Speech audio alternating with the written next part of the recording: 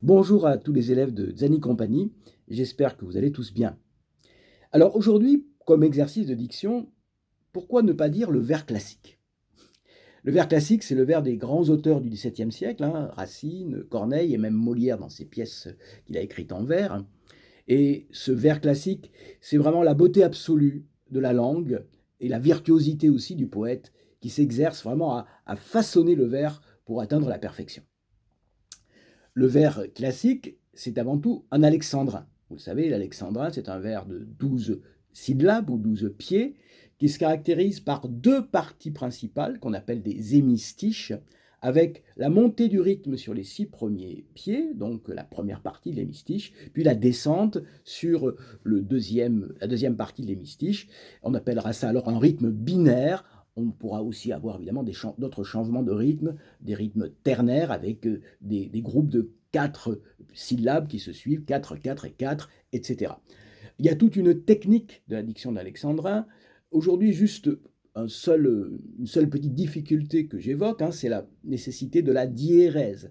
La diérèse, c'est le choix de transformer une syllabe en deux, pour peu que, à l'intérieur de cette syllabe, il y ait plusieurs voyelles.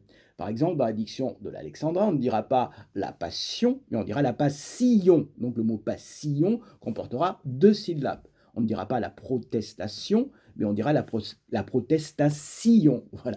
Donc c'est très intéressant à travailler parce que ça oblige vraiment à travailler son articulation, à poser bien sa voix et aussi à se mettre à la place de ces artisans du vers qui ont été nos grands classiques. Alors, comme exercice de diction, je vous propose aujourd'hui donc deux citations de vers que vous pouvez vous exercer à mettre en bouche, dont l'une donc est tirée du Cid de Corneille. C'est donc lorsque Rodrigue raconte son combat contre les morts la nuit. Cette obscure clarté qui tombe des étoiles, enfin avec le flux, nous fait voir 30 voiles. L'onde s'enfle dessous, et d'un commun effort, les morts et la mer montent jusqu'aux ports. Voilà, donc on a bien là cette construction d'Alexandrin, cette obscure clarté, premier hémistiche, ça monte, qui tombe les étoiles, ça redescend. Enfin, avec le flux, ça monte, nous fait voir 30 voiles, ça redescend.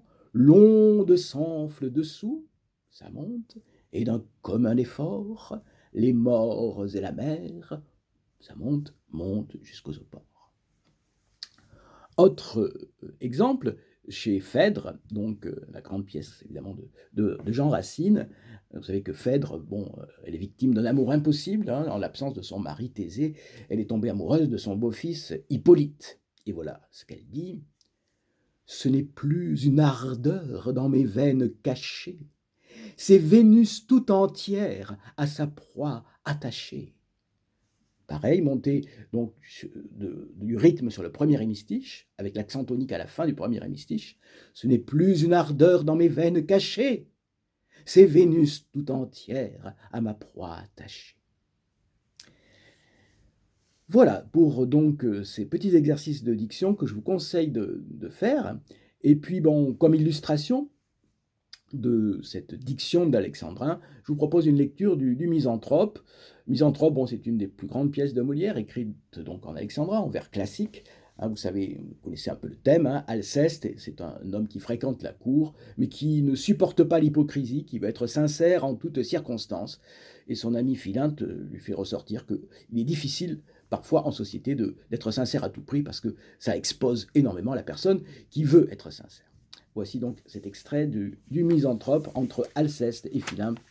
C'est l'acte 2, scène première. Alceste. Non, je ne puis souffrir cette lâche méthode qu'affectent la plupart de vos gens à la mode.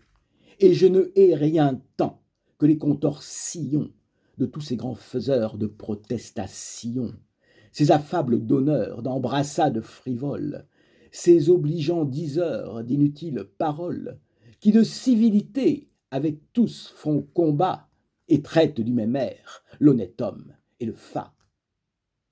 Quel avantage a-t-on qu'un homme vous caresse, vous jure amitié, foi, zèle, estime, tendresse, il vous fasse de vous un éloge éclatant, lorsqu'au premier faquin il court en faire autant. Non, non, il n'est point d'âme un peu bien située qui veuille d'une estime ainsi prostituée. Et la plus gorilleuse a des régals peu chers, dès qu'on voit qu'on nous mêle avec tout l'univers. Sur quelque préférence une estime se fonde, et c'est n'estimer rien qu'estimer tout le monde. Puisque vous y donnez dans ces vices du temps, morbleu, vous n'êtes pas pour être de méchants. Je refuse d'un cœur la vaste complaisance qui ne fait de mérite aucune différence. Je veux qu'on me distingue, et pour le trancher net, l'ami du genre humain n'est point du tout mon fait. Philinte. Quoi? Iriez-vous dire à la vieille Émilie qu'à son âge il s'y est mal de faire à la jolie, et que le blanc qu'elle a scandalise chacun? Sans doute. Non, à Dorylas, qu'il est trop important et qu'il n'est à la cour oreille qu'il ne lasse à compter sa bravoure et l'éclat de sa race. Fort bien. Vous moquez. Je ne me moque point. Et vais n'épargner personne sur ce point. Mes yeux sont trop blessés à la cour, à la ville, ne m'offrent rien qu'objet à m'échauffer la bile. J'entre en une humeur noire, en un chagrin profond, quand je vois vivre entre eux les hommes comme ils font. Je ne trouve partout que lâche flatterie, qu'injustice, intérêt, trahison, fourberie. Je n'y puis plus tenir, j'enrage, et mon dessein est de rompre en visière à tout le genre humain. Voilà, je vous souhaite un excellent dimanche et vous dis à bientôt.